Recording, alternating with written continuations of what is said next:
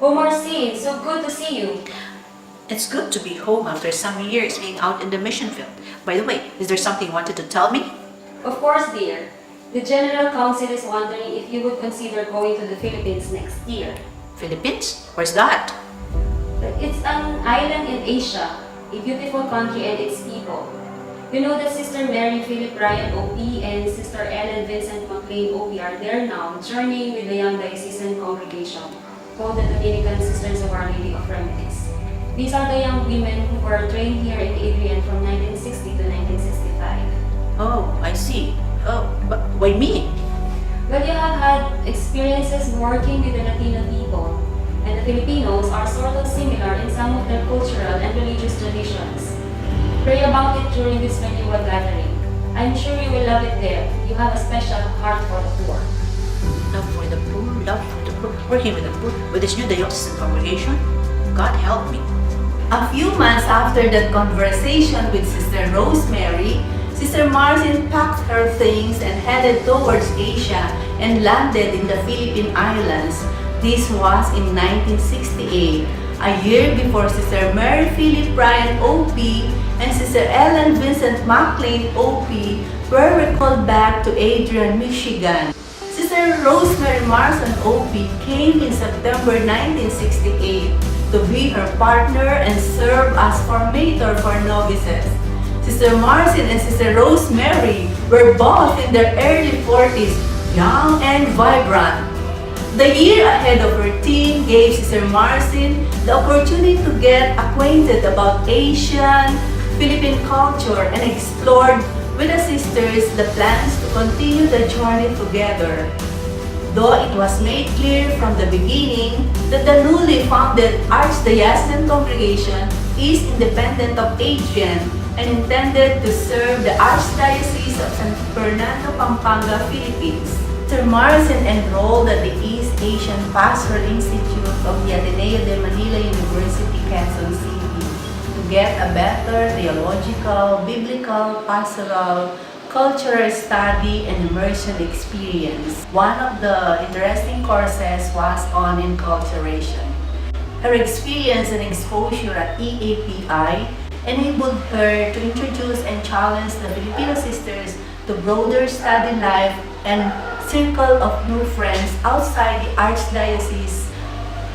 She invited her priest professors to be her retreat facilitators both for the sisters and for the Assumption High School faculty and staff.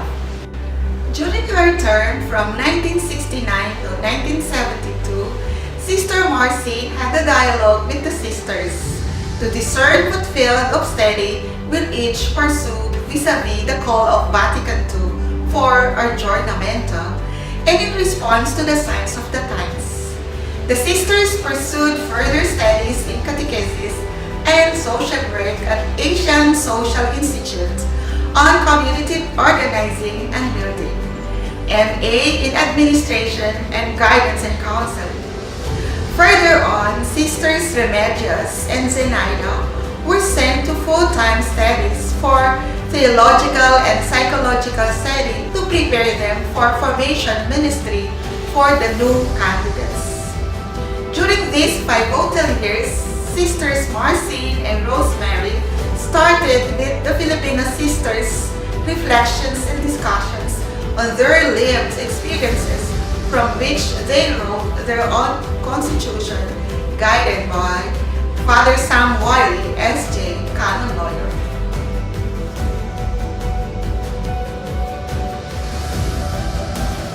In 1969, upon the invitation of some Paris priests, Sister Marcine started the Dominican Mobile Catechetical Team. The sisters who took catechetical courses at the Pius XII started to train Paris catechists every weekend.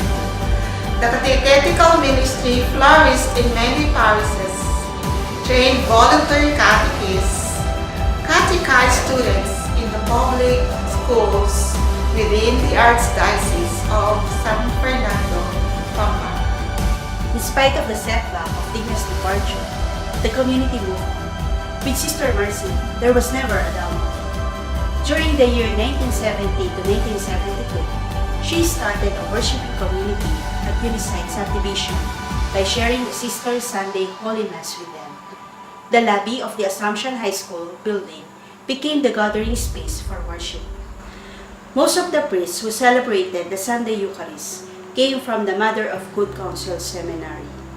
Reverend Father Fasciano B. Aniceto was the rector with his brother priests. Father Jose David, the principal. Father Emilio Pineda, bursar.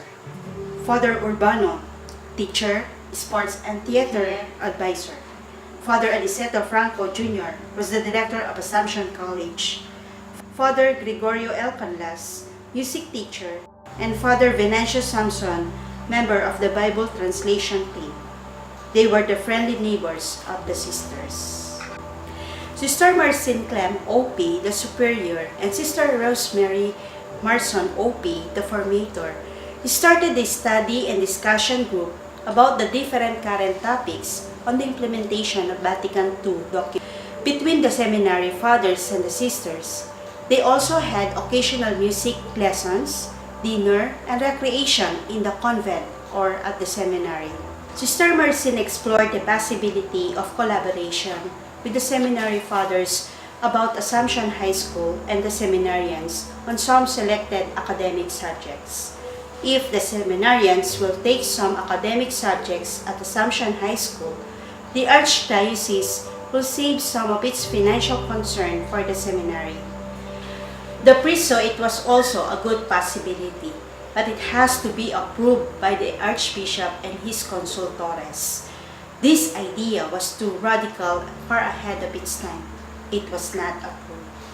The year 1970 November was plagued by storms and typhoons, which blew off the roof of the Assumption High School and college buildings. Pampanga was soaked in floodwaters for several months. Since the schools were closed due to the destruction of the school buildings and floods, the Dominican sisters responded to the needs of the people, like giving out supplementary food and clothing. Hence, the beginning of their pastoral ministry in collaboration with the U.S. chaplains at Clark Chapel 1, Father John Kenny, Father John Concoran, Chaplain Reverend Jewish Pastor Marcine. During the typhoon and flooding, Sister Marcine visited the religious congregation serving Pampanga and suggested to form an organization among themselves as a means to mutually support each other, especially during times of great needs or calamities. Sister Pilar Hangpo, R.A., became her energetic partner in organizing the Pampanga Association of Women Religious, or PAR, was born. The sisters, together with the Assumption High School Parents Teachers Association, also started its medical outreach ministry to the nearby barrios, San Felipe and Del Pilar, headed by Dr. Ramon R. Panlilio and nurse wife Shirley Panlilio. The year 1972 started the national clamor for anti-US bases, which had repercussions in private schools run by foreigners, particularly Americans. The move to increase the tuition fees of students in the schools faced strong reactions from parents. The sisters took the initiative to request for financial subsidy from the Archdiocese for Assumption High School in order to retain its initial goal, that is a school for the poor and lower income families. Archbishop Senense interpreted these initiatives as radical and subversive. He called on the sisters to tell them that if they continue to be socially and politically involved with the people's struggle and not obey him, they will disband them.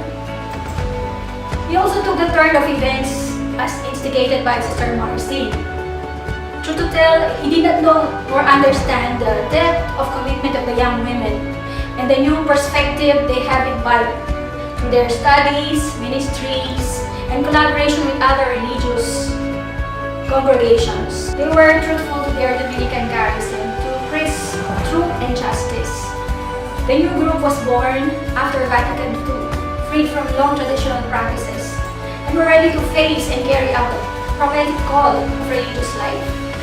The sisters braved their stand and the consequences of their choice to preach redeeming love of God, especially to the poor. Faced with the threat of disbandment, the sisters made a retreat and communal discernment directed by an Indian priest, Father Matthew Usutal, at the Franciscan Retreat House in Tagaytay City. Inspired by the theological, cultural implications of the hymn of Virgen de los Remedios, patroness of the diocesan congregation, they faced the threat of disbandment with integrity, courage, and faith.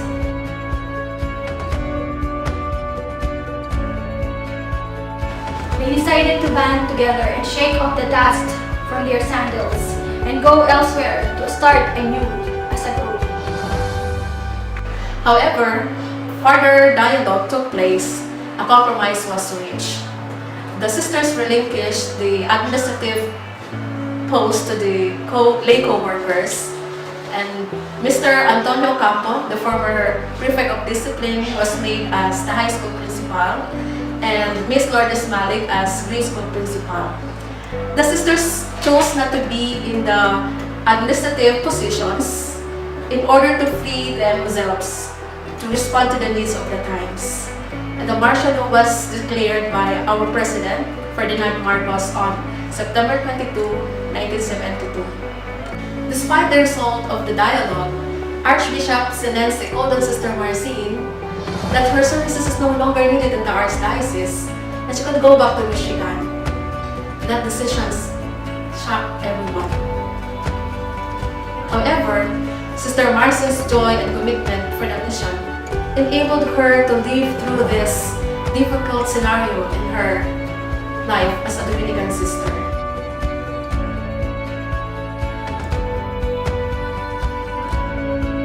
One of her favorite songs speaks about her source of strength, and it goes, "You fill the day with your glory and your power. You fill the night with your quiet and your deep love. Run with your head up on the wind. Run with your head up on the wind, the wind. Your head held high, your soul an open door. And breathe the wind that makes you free. And breathe the wind that makes you free." December 1972, Sister Rosemary Ferguson, OP, prioress of the ADS congregation, accompanied by Sister Kathleen Noonan, OP, treasurer, came for visitation. This time, Sister Rosemary transferred the leadership to the Filipino sisters. Sister Evangelina was elected as first prioress of the Dominican Sisters of Our Lady of Remedies. The greatest legacy of Sister Marcine to us is her passion for the mission, especially with the people in the peripheries. She gave all the opportunities to the sisters for academic as well as spiritual development. By their fruits, you shall know them.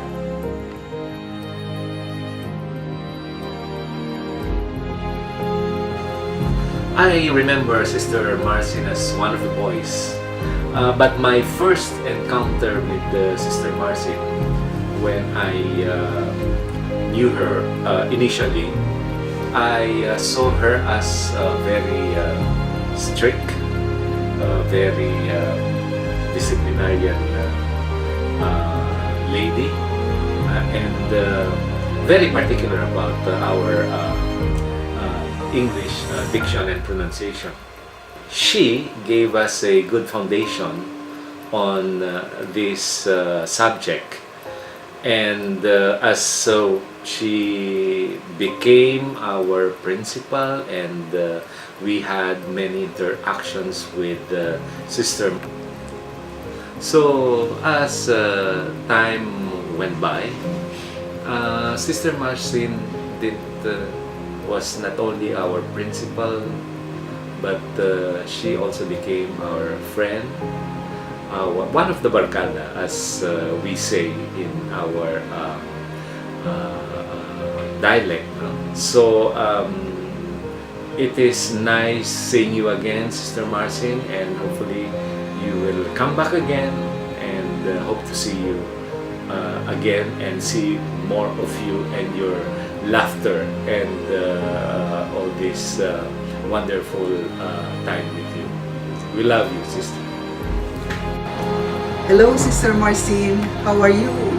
We're so happy that you are still with us after the long years that we have not seen each other. You still remember me? I'm Lourdes Maligden and now Javier, one of the pioneer teachers of the Assumption Grade School. We had very good memories of you, improving our communication in English, the right pronunciation, and also how we should be teaching the children then at the grade school. So you would be walking around, and whenever you hear us mispronounce some words, you would always be there to correct us. So thank you for all of that, and we are happy that you really have worked for our improvement there, not only personal but also economic, when you had to fight for our salaries and privileges with Archbishop Sinense. And so we are happy that you have laid down the grounds for the good standing of the teachers at Assumption. Happy birthday, sister. Long live Sister Marcine. I thank the Lord, and I join you in thanking the Lord for the 90-some years He has given you, the majority of which you have dedicated to the religious life, serving God's people. I thank you that you gave some of those years to be with your sisters, especially as the community was growing slowly but surely in the late 60s and early 70s. You're one of the few persons coming from the outside world, from the US, who, like a true missionary, have come to share yourself and the Dominican spirit with those who aspire to follow Him and His teachings, continuing to serve Him in and among God's people.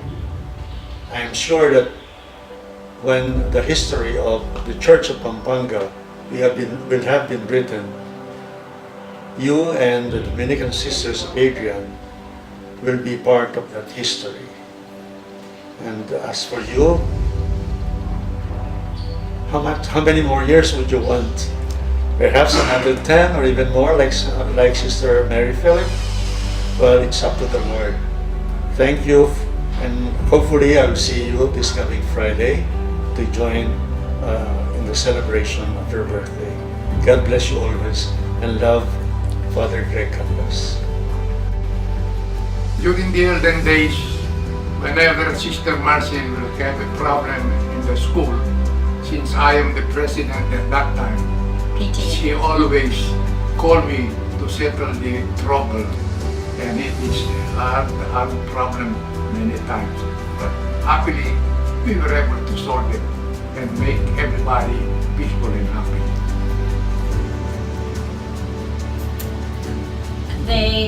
What I recall about the first time I met Sister Marcine was when she came to our home for a Thanksgiving dinner. And all of the sisters were in full habit and they looked like penguins. And I was so shocked, I didn't know how to react to them. And then she was always very kind, very helpful. And then one time she attended a party that we had in Washington, D.C. And my nieces were there and they had all gone to Catholic schools. And Sister was in full civilian dress beautifully and full of jokes and laughter. Her laughter would make the whole room light up. And one of the nieces said to me, "Aunt Shirley, is she really a nun?" I said, "Yes, what? Nothing like the nuns that taught us when we went to the Catholic schools." And Sister heard her and she said, "My dear, a nun does not make, a habit does not make a nun. It's what's in your heart that counts." Sister Marcine, happy birthday, and I do hope that you'll have 150 years more. My goodness, that would be a long, long time. Sister, I cannot believe that you will soon be 90 years old. Please, happy birthday, best wishes, and I hope that next year you will be here with us again. Amen.